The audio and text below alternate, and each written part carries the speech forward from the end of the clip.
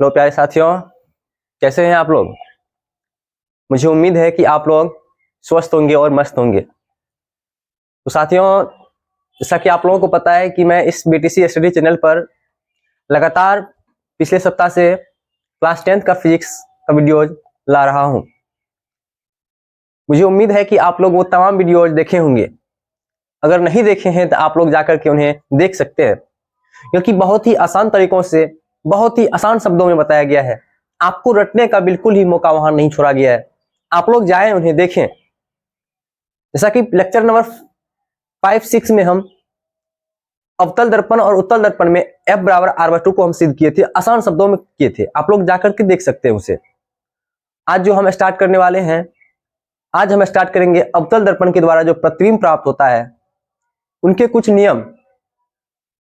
फिर हम अवतल दर्पण में वस्तु की स्थिति को देखते हुए हम प्रतिबिंब की स्थिति को भी देखेंगे और उनका प्रकृति भी देखेंगे कि वस्तु को कहां रखने से उसका प्रतिबिंब कहां बनता है, किस प्रकार से बनता है।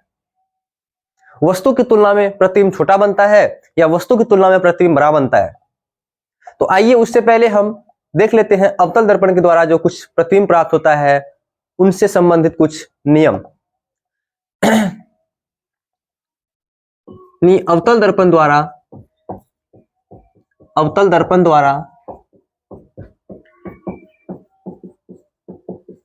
प्रतिबिंब प्राप्त करने का नियम। अवतल दर्पण द्वारा प्रतिबिंब प्राप्त करने का नियम। तो देखिए, तो इसका पहला नियम है हमारा अवतल दर्पण में यदि प्रकाश की किरणें प्रधान अक्ष के समांतर आती है, प्रधान अक्ष के समांतर आती है तो परावर्तित किरणें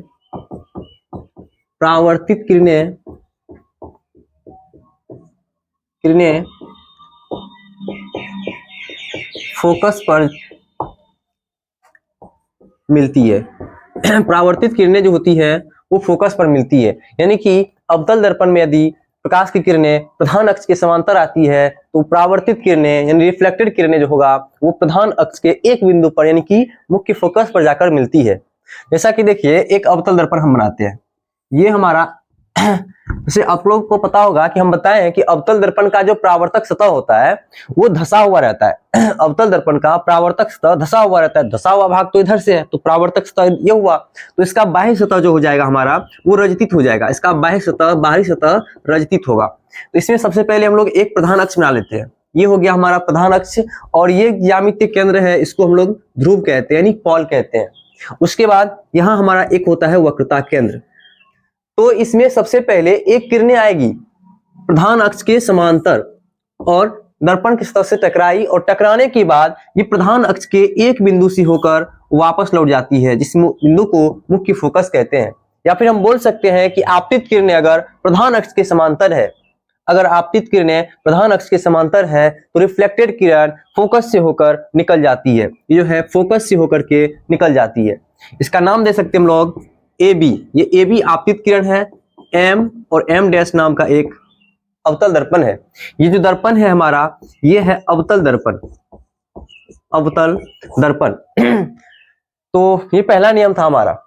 प्रधान अक्ष के समांतर अगर किरणें आए, जैसे कि AB समांतर ये CP है, यानी कि ये जो AB आपतित किरण था ये CP के समांतर है, तो रिफ्लेक्टेड किरण जो है ये फोकस से होकर के निकल गई है। ये पहला नियम है। आइए हम लोग देखते हैं दूसरा नियम। अब दूसरा नियम है हमारा अवतल दर्पण में यदि प्रकाश की किरणें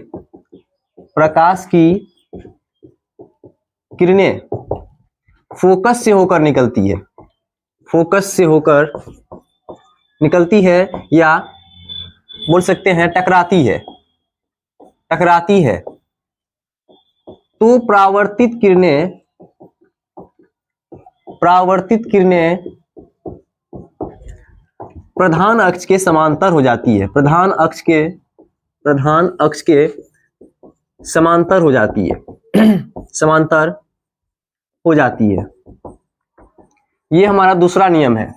यानी कि इससे पहला नियम बताया कि फोकस से अगर प्रधान अक्ष से समांतर गया तो फोकस से निकलेगा, लेकिन अगर फोकस से निकला यानी फोकस से ही टकराया तो क्या होगा, तो वो प्रधान अक्ष के समांतर हो जाएगा। मतलब हम बोल सकते हैं जैसे कि ये एक अवतल दर्पण है, इसका परावर्तक सतह धंसा हुआ है और बाह्य सतह रजित है। ये एक हमारा प्रधान अक्ष हो गया और ये ज्यामितीय केंद्र, इसको हम पी बोल सकते हैं, ध्रुव बोल देंगे। ये हो गया हमारा मुख्य फोकस और ये हो गया हमारा वक्रता केंद्र। जैसा कि आप लोगों को पता है कि अवतल दर्पण में जो वक्रता केंद्र बनता है वो दर्पण के सामने होता है। तो इसमें क्या कहा कि अवतल दर्पण में यदि प्रकाश की किरणें, अगर अवतल दर्पण में प्रकाश की किरणें फोकस से होकर टकराती, यानी फोकस से टकराती, यानी फोकस से होकर गुजरती है, फोकस से होकर गुजरती है, तो परावर्तित किरणें जो होगी वो प्रधान अक्ष के समांतर हो जाती है। जो परावर्तित किरण होगा तब प्रधान अक्ष के समांतर हो जाएगी। मतलब बोल सकते हैं यानी कि किरण जो है फोकस से होकर गुजरी है, फोकस से होकर गुजरी है, अब जो परावर्तित किरण होगा वो प्रधान अक्ष के समांतर होकर के निकल जाएगी, यानी फोकस से गया प्रधान अक्ष के समांतर आ जाएगा। अगर इसी की बात हम एक बार फिर से ऐसे कर दें, यानी कि एक और अवतल दर्पण बना लिए हम, ये प्रधान अक्ष है हमारा, ये ध्रुव है, ये मुख्य फोकस है और ये वक्रता केंद्र है। अगर किरणें प्रधान अक्ष के समांतर है तो ये फोकस से होकर निकल जाएगी। प्रधान अक्ष के समांतर किरण गई है तो रिफ्लेक्टेड किरण फोकस से निकलेगी, और अगर फोकस से टकराई है किरण यानी फोकस से होकर गई है तो ये परावर्तित किरणें प्रधान अक्ष के समांतर हो जाएगी। कहीं न कहीं देखें तो ये दोनों एक दूसरे का उल्टा है, ये दोनों एक दूसरे का उल्टा है। यानी किरण फोकस से होकर गई, टकराई तो प्रधान अक्ष के समांतर हो गई परावर्तित किरणें, और प्रधान अक्ष के समांतर गई तो फोकस से होकर के वापस लौट गई। ये दोनों नियम था हमारा। अब तीसरा नियम देखिए, हम देखते हैं। अब तीसरा नियम कहता है हमारा, अगर अवतल दर्पण में प्रकाश की किरणें वक्रता केंद्र से होकर टकराती है दर्पण से, तो रिफ्लेक्टेड किरण उसी पथ पर वापस लौट जाती है। यानी अवतल दर्पण में यदि प्रकाश की किरणें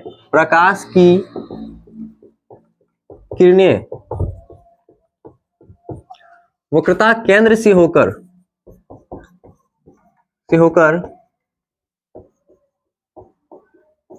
टकराती है तो परावर्तित किरणें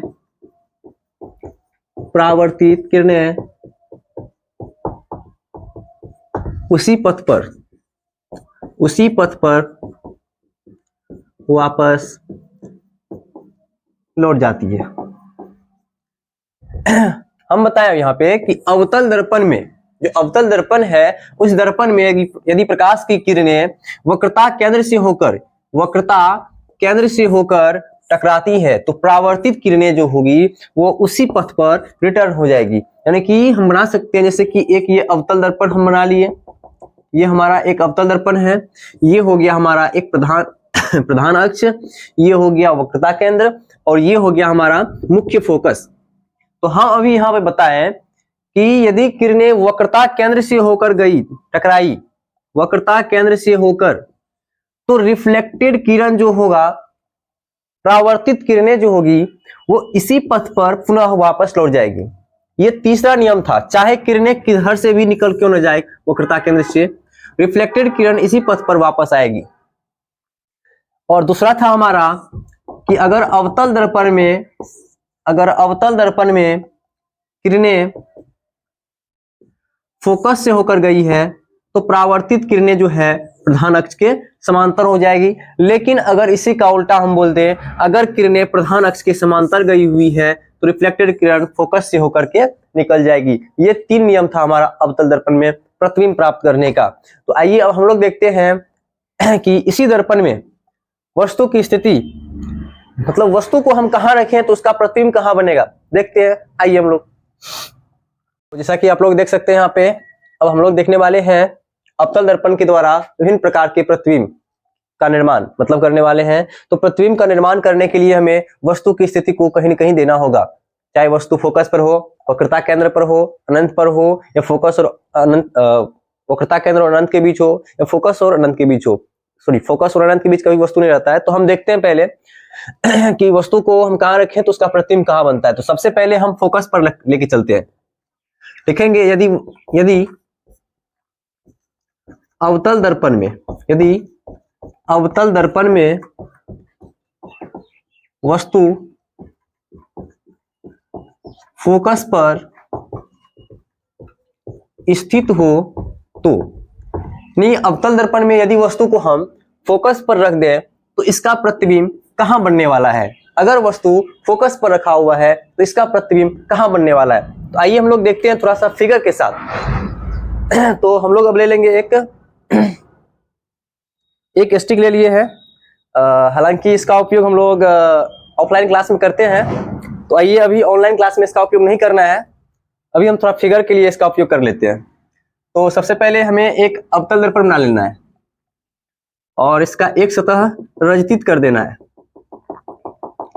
कर दिए। ये एम डैश का एक अवतल दर्पण है। अब इसमें हम लोग एक प्रधान अक्ष बना लेंगे। तो हम लोग एक प्रधान अक्ष बना लेते हैं इस प्रकार से कुछ। ये हो गया हमारा प्रधान अक्ष और ये हो गया हमारा ज्यामितीय केंद्र यानी ध्रुव।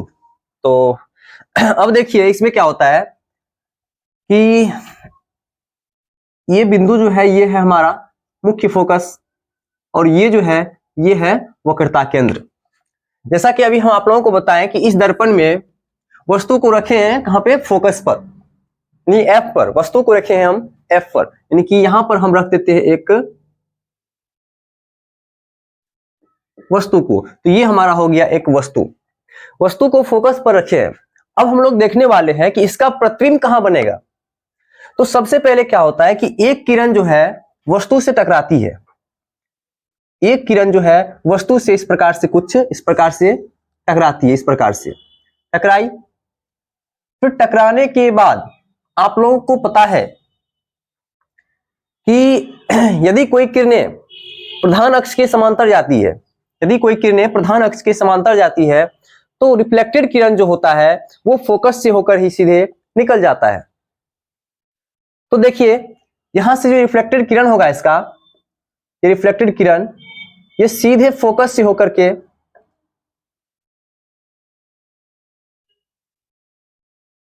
कुछ इस प्रकार से ये निकल जाएगी, यानी कि ये रिफ्लेक्टेड किरण हो गया हमारा। अब देखिए, अब एक किरण और वक्रता केंद्र से होकर, यानी कि वक्रता केंद्र से होकर वस्तु से टकराते हुए दर्पण से टकराती है और पुनः इसी पथ पर वापस लौट जाती है, यानी कि कुछ इस प्रकार से कुछ इस प्रकार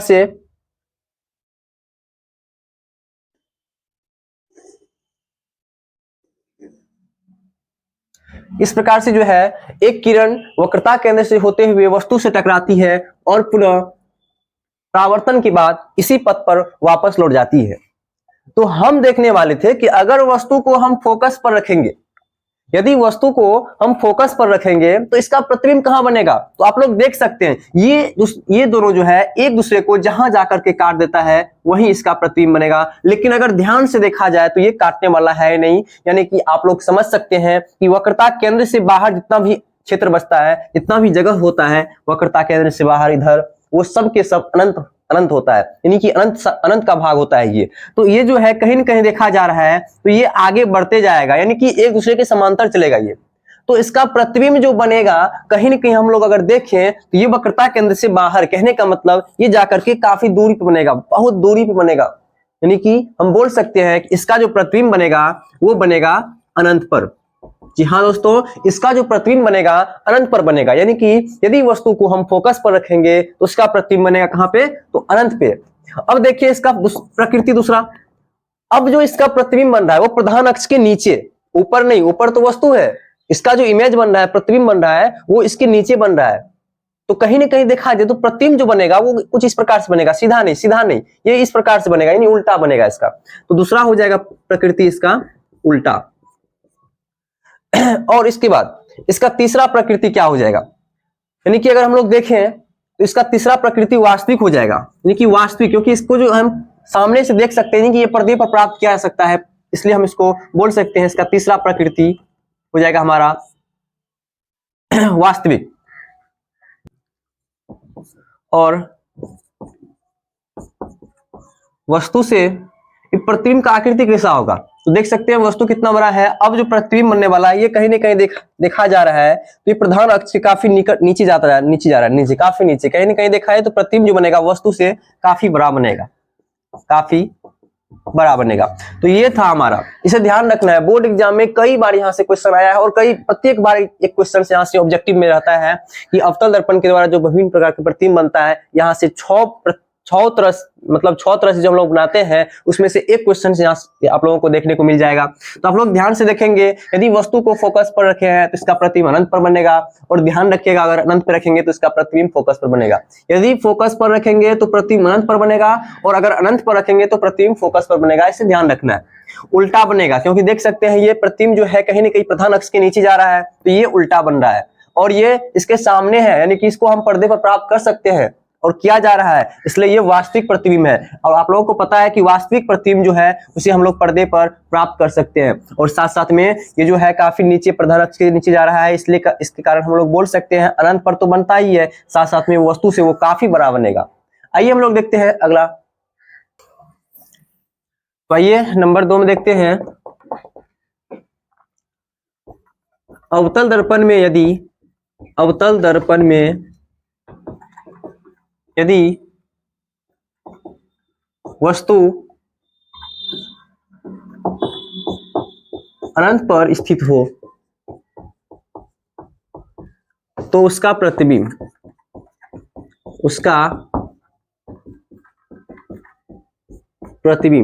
यदि वस्तु को हम अनंत पर रखेंगे तो इसका प्रतिबिंब कहां बनेगा। जैसा कि आप लोगों को अभी पता होगा, अभी बताए थे हम कि वस्तु को फोकस पर रखेंगे प्रतिबिंब अनंत पर बनेगा, वस्तु को अनंत पर रखेंगे प्रतिबिंब फोकस पर बनेगा। आइए देखते हैं हम लोग एक दर्पण बना के। तो ये हो गया हमारा एक अवतल दर्पण, ये हो गया हमारा एक अवतल दर्पण। अब इसके बाद हम लोग एक बना लेंगे प्रधान अक्ष। तो ये हो गया हमारा एक प्रधान अक्ष। यहाँ दोस्तों ये हो गया हमारा एक प्रधान अक्ष, यानी कि ज्यामितीय केंद्र है, इसको हम P बोल देंगे, फॉल हो गया, ध्रुव हो गया, और ये जो है हमारा ये मुख्य फोकस हो गया, और ये वक्रता केंद्र हो गया। अब देखिए हम वस्तु को जो रखे हैं, वस्तु है अनंत पर, वस्तु जो है इस वक्रता केंद्र से बाहर है, यानी कि अनंत पर कहीं भी स्थित है। तो अब इसका हम प्रतिबिंब कैसे बनाएं। तो प्रधान अक्ष के बहुत निकट एक किरण गुजारना है हमें, यानी प्रधान अक्ष के समांतर जाना चाहिए। मतलब प्रधान अक्ष के बहुत ही निकट जाती है, लेकिन उस समझने के लिए हम लोग इसे लिख देते हैं, थोड़ा सा किरण गुजार देते हैं थोड़ा सा ऊपर, यानी कि प्रधान अक्ष के समांतर एक किरण कुछ इस प्रकार से गुजरा। फिर जो रिफ्लेक्टेड किरण होगा ये फोकस पर जाकर के मिल जाएगी, जैसे कि आप लोगों को बताए थे। अब जो ये रिफ्लेक्टेड किरण है, ये रिफ्लेक्टेड किरण कुछ इस प्रकार से आकर के फोकस पर मिल जाएगी। तो ये फोकस पर आकर के मिल गई है। फिर इसके बाद एक किरण प्रधान अक्ष के समांतर और भी निकलेगी, ऐसे ही कुछ ये हो गया हमारा। फिर ये प्रधान अक्ष के समांतर है। अब जो रिफ्लेक्टेड किरण होगा ये फिर से फोकस से जाकर के मिल जाएगी। तो देखा जाए वस्तु था अनंत पर, कहां है ये कोई पता नहीं, लेकिन अनंत पर कहीं भी स्थित है वो। और अब क्या हुआ, वस्तु से किरण टकराई, ये प्रधान अक्ष से काफी निकट है, समझाने के लिए हम इसे थोड़ा सा ऊपर लिख किरण को गुजारे हैं। तो ये जो किरण है ये प्रधान अक्ष के समांतर गई हुई है। अब रिफ्लेक्टेड किरण फोकस पर आकर के मिल गई है, और फिर से यहां भी वही हुआ है, जहां पर मिली है, यानी कटान बिंदु जहां मिलेगा, इसको भी पीछे बढ़ा सकते हैं हम लोग, इसको भी पीछे बढ़ा सकते हैं, मतलब कटान बिंदु यही मिल रहा है, यानी फोकस पर ही। तो इसका जो प्रतिबिंब बनेगा, उस प्रतिबिंब की स्थिति जो होगा वो हो जाएगा फोकस पर, वो हो जाएगा हमारा फोकस पर, यानी कि इसका जो प्रतिबिंब बनेगा वो फोकस पर बनेगा। उसके बाद इसका आकार कैसा होगा, तो इसका जो साइज होगा वो देखिए, यहां जो प्रतिबिंब बन रहा है फोकस पर ये काफी छोटा है, बहुत छोटा है, जिसे हम लोग देख भी नहीं सकते हैं। तो हम बोल सकते हैं आकार में इसका जो आकार होगा वो हो जाएगा काफी छोटा। उसके बाद ये भी सामने ही बना हुआ है, दर्पण के सामने ही बना हुआ है, इसलिए ये प्रतिबिंब वास्तविक प्रतिबिंब बनाएगा, वास्तविक प्रतिबिंब। और चौथा जो हो जाएगा वो हो जाएगा हमारा उल्टा। हमें ध्यान रखना है, वस्तु रखे अनंत पर, प्रतिबिंब बना फोकस पर, काफी छोटा बना, वास्तविक बना और उल्टा बना। तो आइए हम लोग देखते हैं अब तीसरा नंबर का। देखिए यहाँ पे अवतल दर्पण में अब की बार हम वस्तु को वक्रता केंद्र पर रखे हैं, तो इसका प्रतिबिंब कहां बनने वाला है हम लोग देखते हैं। सबसे पहले एक अवतल दर्पण बना लेना है, तो ये हो गया हमारा एक अवतल दर्पण। इसके बाद हमें एक प्रधान अक्ष बना लेना है। एक प्रधान अक्ष हम बना लिए, ये हो गया हमारा एक प्रधान अक्ष, और ये ध्रुव हो गया हमारा, ये मुख्य फोकस और ये वक्रता केंद्र। तो वस्तु को जो हम रखे हैं वो वक्रता केंद्र पर रखे हैं, तो इसका जो प्रतिबिंब होगा वो हम देखते हैं। तो वस्तु को हम रख देते हैं इस प्रकार से वक्रता केंद्र पर। अब जो इसका प्रतिबिंब बनेगा किस प्रकार से होगा देखिए। तो सबसे पहले एक प्रधान, इसी वस्तु से टकराकर प्रधान अक्ष के समांतर एक किरण निकलेगी आगे की ओर, और रिफ्लेक्टेड किरण जो होगा वो फोकस से होकर वापस निकल जाएगी। तो कुछ इस प्रकार से जो है, कुछ इस प्रकार से ये आगे की ओर निकल जाएगी, ये रिफ्लेक्टेड किरण। फिर उसके बाद एक किरण जो है फिर से फोकस से होकर निकलेगी, जो देखते हैं, फोकस से एक किरण फिर से निकलेगी कुछ इस प्रकार से। अब जो है फिर से ये किरणें फोकस से होकर जो निकली है, तो आप लोगों को पता है कि फोकस से होकर निकलने वाली सभी किरणें प्रधान अक्ष के समांतर हो जाती है। तो ये किरणें जो है फिर से इस प्रकार से कुछ प्रधान अक्ष के समांतर होकर इस प्रकार से ये आगे की ओर निकल जाएगी। तो ये किरणें आगे की ओर निकल गई है। जैसा कि आप लोग देख सकते हैं कि ये किरणें जो सबसे पहले प्रधान अक्ष के समांतर गई हुई थी, वो रिफ्लेक्टेड किरण फोकस से निकला और एक किरण फोकस से गया, तो ये प्रधान अक्ष के समांतर हो गया। थोड़ा सा लाइन टेढ़ा हो गया है, तो आप लोग ध्यान देंगे, अपना इंची से अच्छा से आप लोग बना लेंगे इसी प्रकार से। तो देखिएगा कहीं ना कहीं ये दोनों जो है एक दूसरे को काट देगा। ये जहां काटा, एक कटान बिंदु मिला हमें, इसी कटान बिंदु पर हमारा बन जाएगा यहाँ का प्रतिबिंब। आप लोग ध्यान से देखें कि इसका जो प्रतिबिंब बना है, इस वस्तु को रखे थे यहाँ पे वक्रता केंद्र पर, तो इसका प्रतिबिंब देखें आप लोग कहाँ बना है, तो इसका प्रतिबिंब यही बना है, यानी वक्रता केंद्र पर ही बना है। तो इसका जो प्रतिबिंब स्थिति होगा वो हो जाएगा वक्रता केंद्र पर, वक्रता केंद्र पर, यानी कि इसका जो प्रतिबिंब बना है वो बना है वक्रता केंद्र पर। और जब वस्तु को वक्रता केंद्र पर रखा जाता है तो उस प्रतिबिंब का आकार वस्तु के आकार के बराबर होता है। तो हो जाएगा वस्तु के बराबर, यानी कि जितना बड़ा वस्तु उतना बड़ा प्रतिबिंब। फिर उसके बाद ये जो दर्पण के सामने बना हुआ है, जिस कारण से ये जो प्रतिबिंब बनेगा ये वास्तविक बनेगा। और तीसरा जो होगा आप लोग देख सकते हैं प्रधान अक्ष के नीचे बना हुआ है, देखा जाए तो ये प्रतिबिंब बन रहा है हमारा उल्टा। तो ये था स्थिति वक्रता केंद्र पर, यानी वक्रता केंद्र पर रखने के बाद हमारा प्रतिबिंब जो बना है वक्रता केंद्र पर ही बना है और वस्तु के बराबर बना है, वास्तविक और उल्टा बना है। आइए हम लोग देखते हैं अब चौथा नंबर। तो आइए हम लोग देखते हैं अब चौथा नंबर। अवतल दर्पण में यदि वस्तु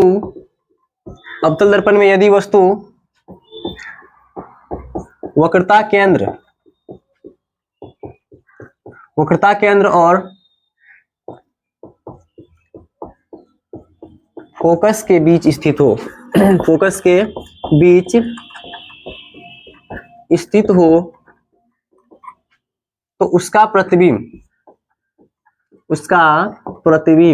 अब देखिए अवतल दर्पण में यदि वस्तु को हम वक्रता केंद्र यानी सी और फोकस के बीच रख दें, तब इसका प्रतिबिंब कहां बनेगा, आइए हम लोग देखते हैं। तो सबसे पहले हमें बना लेना है एक अवतल दर्पण। तो ये हो गया हमारा एक अवतल दर्पण। अब इसके बाद हम लोग प्रधान अक्ष बना लेंगे। तो एक प्रधान अक्ष बना लीजिए इस प्रकार से कुछ। तो ये हो गया हमारा प्रधान अक्ष, ये हो गया ध्रुव, ये हो गया यहाँ पे आपका मुख्य फोकस, और ये हो गया वक्रता केंद्र। अब देखिए यहाँ पे हम वस्तु को जो रखने वाले हैं वो रखने वाले हैं वक्रता केंद्र और फोकस के बीच। तो वक्रता केंद्र और फोकस के बीच यहाँ पर हम एक वस्तु को इस प्रकार से रख देते हैं। तो वस्तु हो गया हमारा वक्रता केंद्र और फोकस के बीच। अब जो प्रकाश की किरणें आएगी वो फिर से इसी वस्तु से टकराएगी और प्रधान अक्ष के समांतर जाकर के इस सतह से डायरेक्टली टकरा जाएगी। तो कुछ इस प्रकार से ये मतलब इधर से किरणें आती है और वस्तु से प्रधान अक्ष से समांतर होते हुए टकराती है, और टकराने के बाद दर्पण से जैसे ही टकराती है वैसे ही इसका जो परावर्तित किरणें होता है वो फोकस से होकर के निकल जाती है। तो कुछ इस प्रकार से ये फिर से फोकस से होकर ये निकल जाएगी इस प्रकार से। अब देखिए, अब दूसरा किरण जो है, दूसरा किरण इस वक्रता केंद्र से होकर वस्तु से होते हुए दर्पण से टकराएगी। तो हम लोग बना लेते हैं एक किरण फिर से गुजार देते हैं इस प्रकार से, कुछ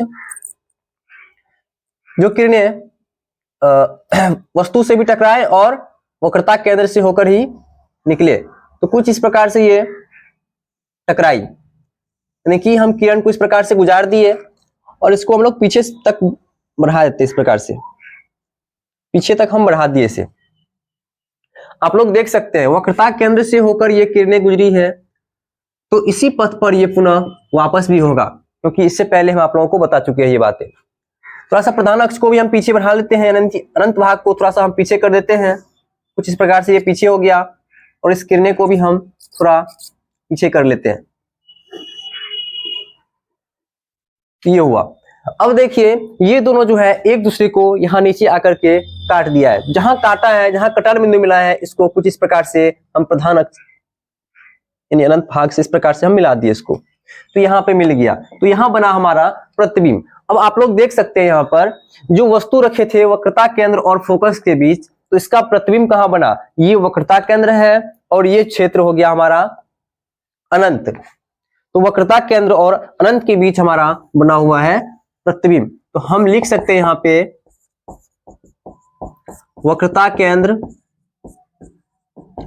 और अनंत के बीच।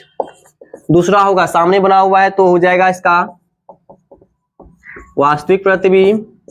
तीसरा हो जाएगा उल्टा, उल्टा बना हुआ है।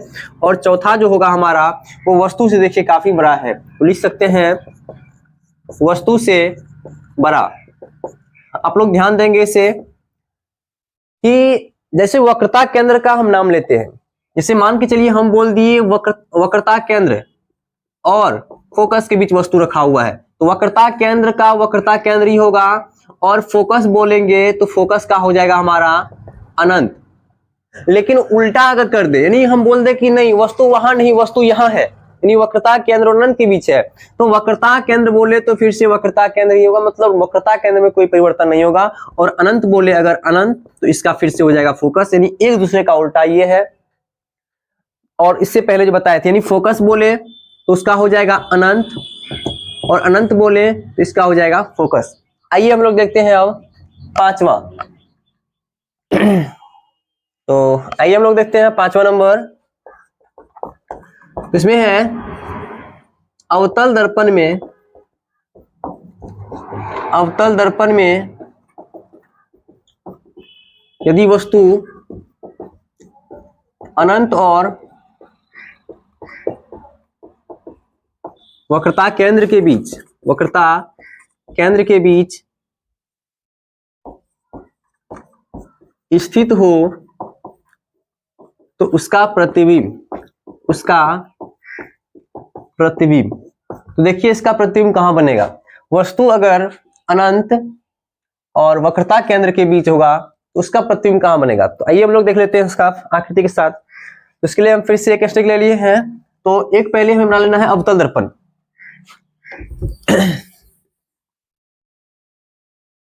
और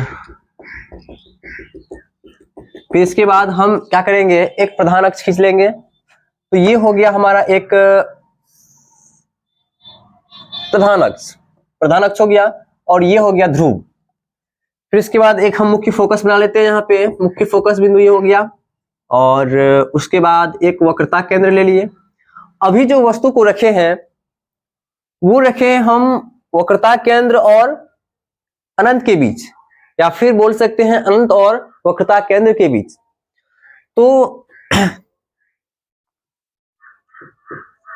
अगर वक्रता केंद्र और अनंत के बीच वस्तु को रखा जाता है तो इसका प्रतिबिंब कहां बनेगा, देखिए। तो इसे आप लोगों को अभी ट्रिक से बताएं, आप लोग समझ सकते हैं। अनंत बोले तो फोकस वक्रता केंद्र में परिवर्तन ही नहीं होगा, यानी कि वक्रता केंद्र बोले तो वक्रता केंद्र और फोकस के बीच इसका प्रतिबिंब बन जाएगा, या बोल सकते हैं फोकस और वक्रता केंद्र के बीच इसका प्रतिबिंब बन जाएगा। तो सबसे पहले फिर वही काम करना है हमें।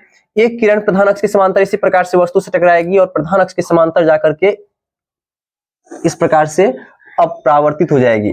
अपरावर्तित किरणें फोकस से होकर निकल जाएगी कुछ इस प्रकार से। इस प्रकार से ये फोकस से होकर निकल जाएगी। अब उसके बाद देखिए, फिर से एक किरण जो है इस वस्तु से टकराने के बाद वक्रता केंद्र से होते हुए दर्पण से टकराएगी और फिर उसके बाद उसी पथ पर वापस रिटर्न हो जाएगी। तो कुछ इस प्रकार से ये भी टकराएगी।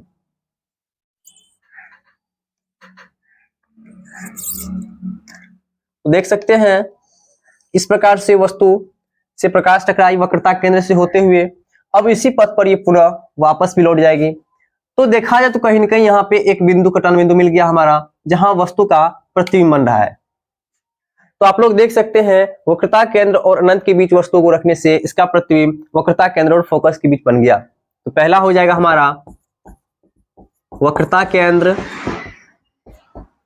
और फोकस, इनके बीच प्रतिबिंब बना, सामने बना हुआ है तो हम लोग बोल सकते हैं वास्तविक प्रतिबिंब बना, वास्तविक प्रतिबिंब। उसके बाद ये उल्टा बना हुआ है तो हम लिख सकते हैं उल्टा, और देखा जाए तो वस्तु की तुलना में प्रतिबिंब छोटा बना है इसलिए हम लोग बोल सकते हैं छोटा प्रतिबिंब। तो ये हुआ हमारा तो वस्तु को रखे थे अनंत और वक्रता केंद्र के बीच, तो इसका प्रतिबिंब आप लोग देख सकते हैं कहां बना है। तो आइए देखते हैं हम लोग अब पांचवा नहीं छठा नंबर। तो आइए हम लोग देखते हैं छठा नंबर। अवतल दर्पण में यदि वस्तु ध्रुव तथा फोकस के बीच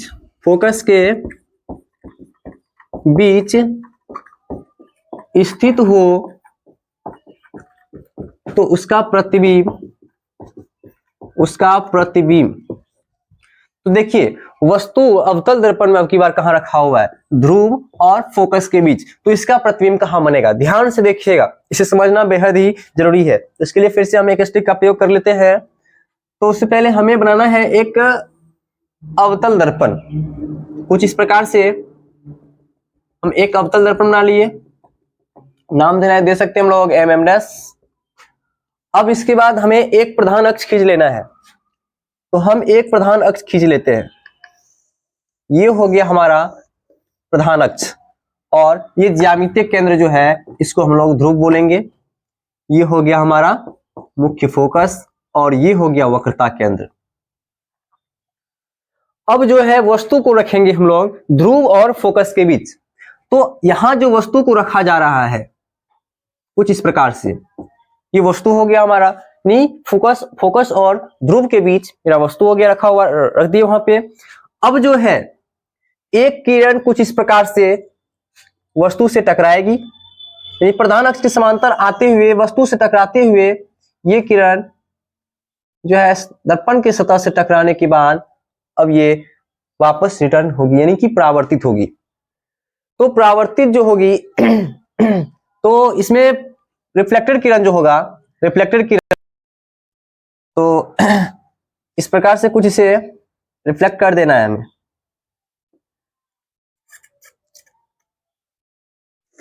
इस प्रकार से ये रिफ्लेक्ट हो गया, लेकिन इसका जो कुछ अंशतः भाग होता है इस प्रकार से कुछ पीछे बढ़ जाता है, इसका अंशतः भाग कुछ पीछे बढ़ जाता है। और उसके बाद अब एक किरण फिर से वक्रता केंद्र से होकर के जाके टकराती है कुछ इस प्रकार से। वक्रता केंद्र यानी कि वस्तु से होते हुए ये टकराएगी अब की बार कुछ इस प्रकार से। अब लोग ध्यान से देखें इसे, तो ये इस प्रकार से यहां टकरा गई। मतलब कहने का मतलब ये हुआ, टकराने के बाद इसका जो कुछ अंशतः भाग हुआ ये भी कुछ इस प्रकार से पीछे की ओर बढ़ गया। तो इसका जो प्रधान अक्ष होगा, यानी कि इसका प्रधान अक्ष जो बनेगा हमारा, वो कुछ इस प्रकार से पीछे तक इस प्रकार से जाएगा। ये इसे हम पीछे तक इस प्रकार से बना लेते हैं। अब देखिए कहीं ना कहीं अगर हम लोग देखें तो वस्तु यहाँ पर मतलब पटान बिंदु यहाँ मिला है, तो प्रतिबिंब जो बना है यहाँ बनेगा इस प्रकार से।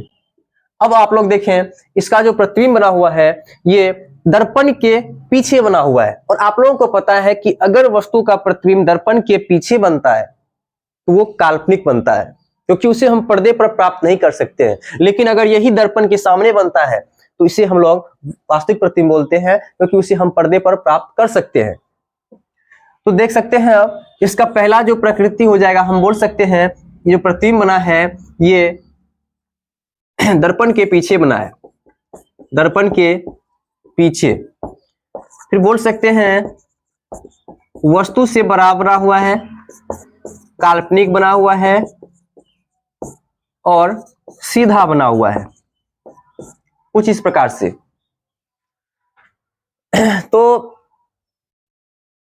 तो हमें उम्मीद है कि आप लोग इस तमाम बातें समझ गए होंगे। अगर नहीं समझे, अगर कहीं डाउट है आप लोगों को तो हमें कमेंट पे बता सकते हैं। मैं पूरी प्रयास करूंगा आप लोगों को फिर से बताने का, और मैं इनका रिवीजन फिर से अगले लेक्चर में थोड़ा बहुत कर दूंगा और आसान तरीका से कर दूंगा। यहाँ तो हम फिगर के साथ बताने का प्रयास कर रहे थे, लेकिन अगले लेक्चर में हम शॉर्ट में और बहुत अच्छी तरह से और ट्रिक से हम बताएंगे इसे। आप लोग हमारे साथ बने रहिएगा। तो बच्चों आज का क्लास हम यहीं ओवर करते हैं। जय हिंद, जय भारत।